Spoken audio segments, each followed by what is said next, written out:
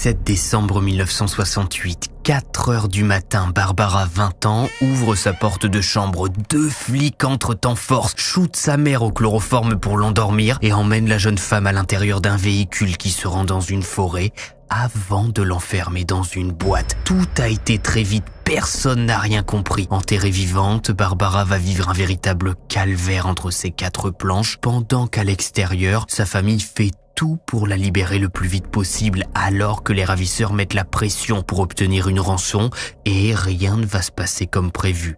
Pendant ce temps, Barbara commence à étouffer à l'intérieur de la boîte.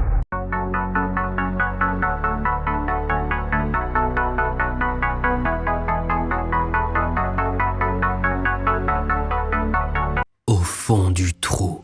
Notre histoire prend place aujourd'hui, toujours aux États-Unis d'Amérique. On est en 1968 pour cet HVF. Et à l'époque, la grippe dite de Hong Kong fait rage. La grippe de Hong Kong, c'est une pandémie qui s'est répandue à travers tous les pays du monde de l'été 1968 jusqu'au printemps 1970 et qui a fait environ 4 millions de morts. Barbara, elle est donc étudiante au moment des faits. Elle étudie l'économie et sa grippe se déclenche vraiment à partir du samedi 14 décembre lorsque, pendant son examen, elle se sent tellement mal qu'elle est obligée de quitter la salle. Sa gorge est en feu, elle peut plus parler, un mal de tête lui défonce le crâne. Bref, elle retourne se coucher. Le jour même, Barbara appelle sa mère Jane pour lui dire qu'elle n'a accès à aucun soin. L'infirmière est débordée, impossible d'aller à l'hôpital. Jane prend alors sa voiture et décide de faire la route depuis la Floride pour aller chercher Barbara à Atlanta. Alors, moi non plus, j'en ai aucune idée de combien de temps ça prend d'aller à Atlanta depuis la Floride, mais grâce à notre ami Google, on sait qu'on en a pour quasiment 9 heures. Sortie du campus par sa mère, Barbara et Jane décident de louer une chambre au motel Rodeway Inn à quelques kilomètres de là, à Decatur, histoire de pouvoir se reposer tranquillement. Une grippe, y a pas de secret, ça soigne avec beaucoup de repos. La famille de Barbara étant riche, vous allez le découvrir rapidement. Jane loue une chambre avec 2 lits, une télévision en couleur et dit au motel qu'il reste ici pour une durée indéterminée, le temps que Barbara aille mieux. Après 3 jours de convalescence, Barbara a repris des forces. Le mardi 17 décembre, elle invite son petit copain Stewart à venir lui rendre une petite visite. Le couple mange ensemble, discute, reste dans la chambre d'hôtel et Barbara explique à Stewart qu'elle a une drôle d'impression ici dans ce motel. Elle a l'étrange sentiment que quelqu'un l'observe. Elle sait pas de où, elle sait pas qui ça pourrait être, mais elle sent des regards qui la mettent mal à l'aise sans en trouver l'origine. Il est 4 heures du matin lorsque Barbara est réveillée par quelqu'un qui toque à la porte du motel. Vous savez, un motel c'est pas sécurisé, en fait votre porte de logement donne sur l'extérieur, donc n'importe qui peut venir. Les toc-toc continuent et Barbara entend alors une voix disant « Mesdames, je dois parler à Barbara Mackle, c'est à propos de son petit ami qui conduit une Ford blanche. Il a eu un accident, il est à l'hôpital et il nous a demandé de venir vous chercher pour vous amener à son chevet. » Barbara et Jane se lèvent et à travers le Judas, elles observent un homme qui porte bien une casquette de policier et un autre plus petit à côté de celui-ci. Barbara hésite à 4 heures du matin. Pourquoi Stewart, son copain, aurait eu un accident? Jamais il ne sort si tard. La jeune femme est sur la défensive pendant que sa mère lui dit d'ouvrir pour voir ce qu'il se passe et parler en face à face. Barbara ouvre la porte et tout va très vite. Les 2 hommes se précipitent à l'intérieur de la chambre, claquent la porte derrière eux. Le plus grand braque son arme sur Jane et Barbara qui sont prises au piège dans la pièce. L'autre policier, le plus petit, s'approche de Jane avec une bouteille de chloroforme et un chiffon pour calmer la mère de Barbara qui fait le plus de bruit. Elle supplie les ravisseurs de l'épargner, de prendre ses bijoux, l'argent, leur voiture. La femme ne se calme pas. Le chiffon posé sur son visage fait rapidement effet. Autour de Barbara maintenant qui supplie ses ravisseurs de ne pas l'endormir. Elle sera une gentille fille d'après ses propres mots qui persuade tout de suite les 2 hommes. Prise en otage, Barbara ne comprend toujours pas ce que veulent les 2 hommes. Pourquoi l'enlever elle, là maintenant, au beau milieu de la nuit dans ce motel paumé? La jeune femme est sortie du logement en direction une voiture, toujours avec une arme pointée sur elle. Barbara s'installe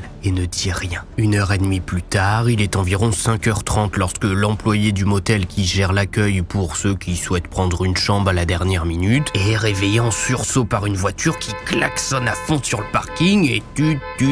L'employé sort en faisant de grands gestes hurle d'arrêter de klaxonner que tout le monde va se réveiller. Il remarque alors qu'à l'intérieur de la voiture qui klaxonne, c'est une femme qui est ligotée et qui met des coups de tête contre le volant pour actionner le klaxon. Cette femme, c'est Jane, la mère de Barbara, qui s'est réveillée, a réussi à sortir malgré tout de la chambre du motel, a rejoint sa voiture et pour faire du bruit, met des coups de tête sur le klaxon.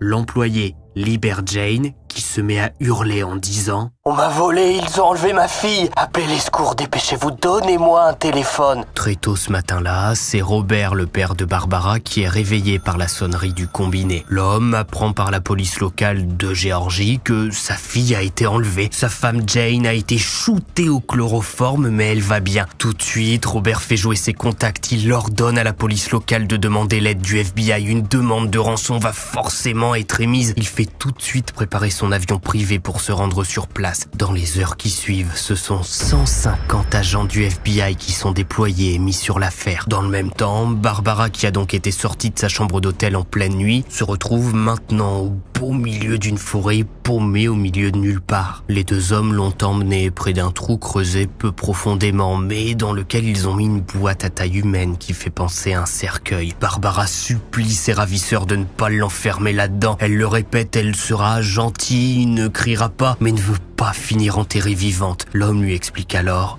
« Calme-toi, on va pas t'enterrer vivante, tu vas juste rester là le temps que tes parents paient la rançon demandée. Fais pas le bébé, entre là-dedans ou je te shoote avec le chloroforme. Ce sera encore plus horrible quand tu reprendras connaissance coincé là-dedans. » Mais Barbara ne se calme pas, supplie pour ne pas être enfermée là-dedans. L'homme lui met alors un petit coup de chloroforme à l'aide d'un chiffon qu'il place sur son visage pour la détendre un peu. Barbara, aidée des deux ravisseurs, descend alors dans le cercueil sans vraiment savoir ce qu'elle est en train de faire à cause du chloroforme qui la shoote complètement. Allongée dans la boîte, les deux hommes lui donnent alors une pancarte avec écrit dessus « Kidnappé » et prennent une photo pour prouver que Barbara Mackell est vivante et demander la rançon. Après la photo, le cercueil est refermé, les deux hommes remettent de la terre par-dessus. Barbara est enterrée vivante le temps que sa famille se décide ou non à payer la rançon.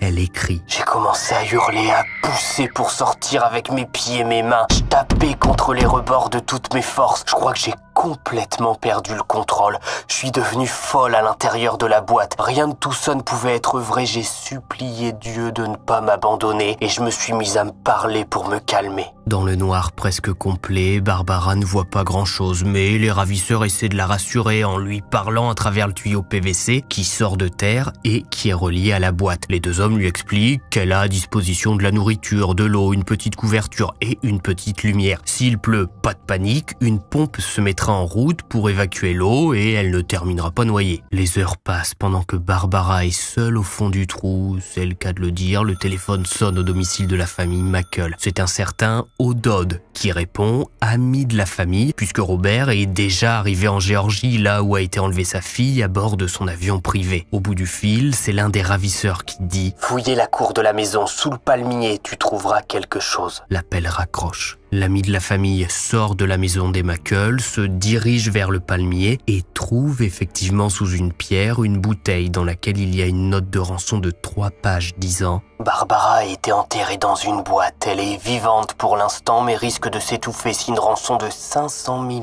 $ n'est pas payée. Elle a de quoi survivre 7 jours, pas un de plus. L'argent doit être constitué de billets usagés de 20 $. Pas de billets neufs traçables, tous reliés en lot de 1000, soit 500 liasses au total. Une fois que Robert Mackell aura retiré l'argent, il doit mettre une annonce dans le journal Miami Herald dans la section réservée aux petits mots en disant « Bien-aimé, s'il te plaît, rentre à la maison, nous paierons toutes les dépenses et à tout moment, votre famille. » Une fois le mot publié, le téléphone sonnera de nouveau pour donner un point de rendez-vous. 83 heures d'enfer. Pour bien comprendre que Barbara n'a pas été ciblée au hasard, il faut se pencher sur son histoire et surtout celle de sa famille. Barbara Jane Mackle, elle naît le 19 octobre 1948 de Jane et Robert Mackle en Floride. Et Barbara, elle naît bien, très bien même, puisque son père Robert et ses frères possèdent l'une des plus grandes sociétés immobilières américaines créée par le père de Robert en 1908, qui en gros a popularisé le fait de mettre en vente des pavillons dans des zones résidentielles. Il en a construit tout un tas, a réussi à tout revendre et à toucher le pactole. Bien qu'ils soient très riches, les Mackle sont vus par leurs amis comme des gens tranquilles, qui ont pas la grosse tête, qui vont pas toujours chercher le grand luxe. Barbara, elle est décrite par ses amis et ses proches comme une fille motivée qui, bien évidemment, a fréquenté des écoles privées pour filles, a reçu des prix pour ses bonnes notes, a été major de promotion au lycée en ayant la meilleure note à l'examen de fin d'année, mais elle est comme ses parents, c'est pas une fille cucu qui se la pète, aime bien montrer son argent. Elle est tranquille et en soirée, que vous veniez d'école privée ou non, que vous soyez ouvrier ou manager, elle s'en fout, c'est pas ça qui l'intéresse, c'est qui est vraiment la personne en face d'elle. Au moment de son enlèvement, elle a un petit ami, Stewart Woodward, qui lui aussi étudie à l'université, et les deux prévoient prochainement d'habiter ensemble le temps de finir leurs études à deux. Et ça marche de toute façon, vous imaginez bien que Robert, les 500 000 $, malgré que le FBI lui demande de ne pas payer, il va les sortir de son compte en banque et poster le message dans les petites annonces comme demandé dans la lettre de rançon. Pour prouver que Barbara est d'ailleurs toujours vivante, il y a cette photo prise dans la boîte avec la lettre. Bref, l'argent est sorti du compte en banque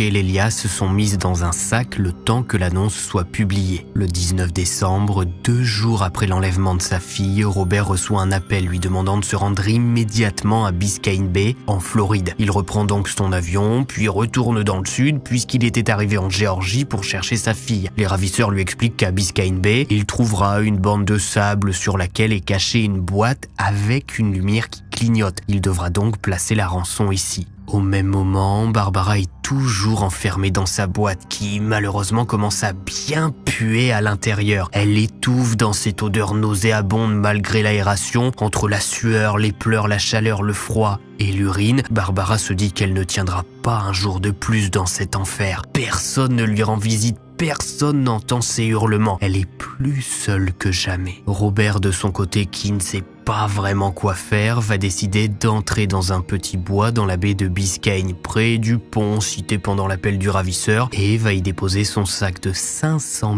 000 $ en espérant que les ravisseurs le trouvent. Robert repart dans sa voiture, le père de Barbara fond en larmes, pensant avoir tout gâché. Il est persuadé que les ravisseurs ne trouveront pas l'argent et que Barbara va mourir de faim dans sa boîte.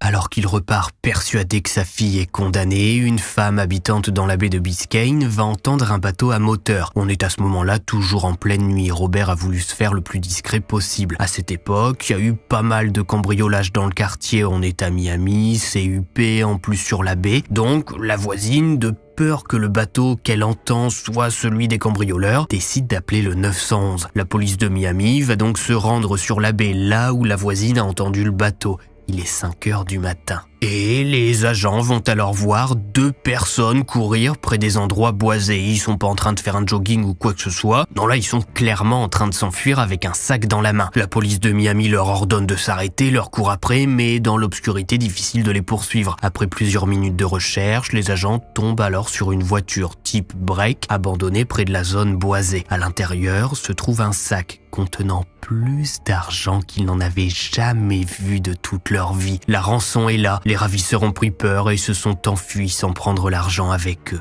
En apprenant que la remise de la rançon a complètement foiré, que les ravisseurs ont été surpris par la police de Miami, Robert hyperventile. Il supplie le FBI de faire quelque chose, de lui rendre l'argent, de contacter les ravisseurs, de leur expliquer que tout ça n'est qu'un malentendu. Il a pas voulu tendre un piège. À 22h, toujours ce 19 décembre, Robert reçoit un appel avec un nouveau lieu de rendez-vous pour déposer les 500 000 $. Robert s'y rend et dépose l'argent. Cette fois, tout se passe bien, mais personne ne rappelle. Toute la nuit, Jane et Robert attendent des nouvelles, attendent de savoir où a été enterrée leur fille. La nuit passe, vient le matin et toujours rien. Les Mackle commencent à perdre espoir. Dans le même temps, le FBI a débuté l'identification des ravisseurs, puisque dans le break abandonné sur le parking de Miami, ils ont trouvé à l'intérieur un passeport au nom de Russ Ezeman Shear et 2 billets d'avion pour Las Vegas, l'un au nom de la femme, l'autre au nom d'un certain Gary Chris. Dans la voiture, des polaroïds de la photo de Barbara avec sa pancarte sont également retrouvés.